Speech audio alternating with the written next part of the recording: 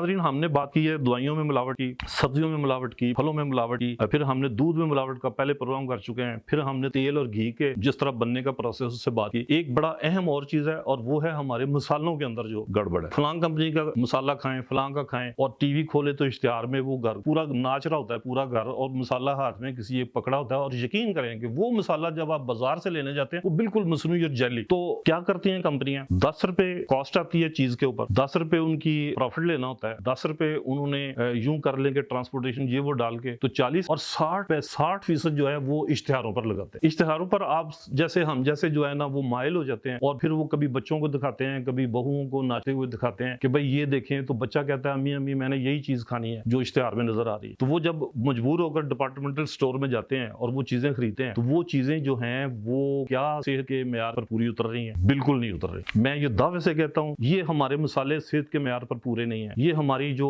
Ketchups और different किस्म की आइटम्स बेकरी पर मिलती हैं ये मेयार पर पूरी नहीं है। बेकरी में जो रस बन रहे हैं, बेकरी में जो दूसरी चीजें बन रही हैं वो मेयार पर नहीं है, दवाइयां मेयार पर नहीं है। तो हम फिर क्या करें? दिन ब दिन हम बीमार हो रहे हैं, हम एक इज्तिमाई तौर पर बीमारियों का शिकार हो रहे हैं। तो ये आपको सिर्फ अवेयर करना, शऊर देना मकसद था, डराना मकसद नहीं है। आप खुद समझदार हैं। इस शऊर का मतलब यही नहीं कि अब आप इन चीजों को बंद कर दें, लेकिन अब आप इन चीजों के बारे में जानते हुए अगर जहर खाना चाहें तो ये अब आपकी मर्जी है। तो नाज़रीन, आपका बहुत शुक्रिया कि आपने मेरी बात को ध्यान से सुना। अगर कोई सवाल ज़हन में और किसी ग़िज़ा के बारे में या मिलावट की किसी चीज के बारे में आता है तो वो जरूर हमें बताएं। और आखिरी बात मैं ये कहूंगा कि हमारी इंडस्ट्री मिलावट पर मजबूर क्यों हुई? इसलिए कि कभी लोग थोड़े थे, आज लोग 10 गुना ज्यादा बढ़ गए हुए हैं। पाकिस्तान जब बना था तो दोनों बांग्लादेश, मशरकी पाकिस्तान जिसे हम कहते थे, उसको और मगरबी को मिलाकर 10 करोड़ थे। आज अकेला पाकिस्तान जो है ना आधे से ज्यादा टूट गया तो वो 23 करोड़ हो गया हुआ। तो ये जो इतनी आबादी बढ़ेगी तो उनके मुंह को